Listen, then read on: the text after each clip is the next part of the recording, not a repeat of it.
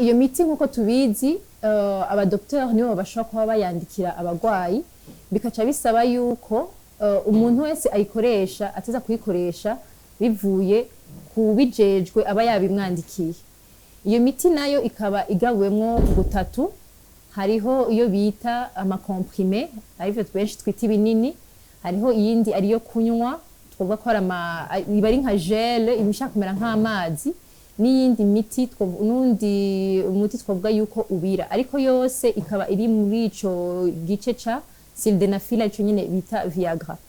Ariko ikindi naco ikaba ifise amamiligrama atandukanye, hariho iyifise amamiligrama 200, 50 hamwe n'ijana.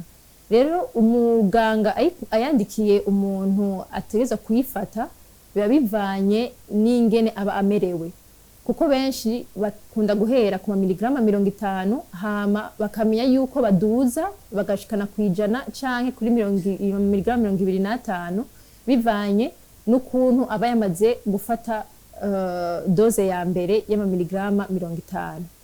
Ariko tugiye kuraba ukuntu abantu bayikoresha ukuntu kutariko, kuko benshi bayikoresha batigeze bayibandikira, nkuko baba bagiye ku butike kuja kugura imbombo canke igitumbura, kandi bikaba bizwi yuko uyo muti utarekure kuba utangwa ku muntu aba atawukeneye.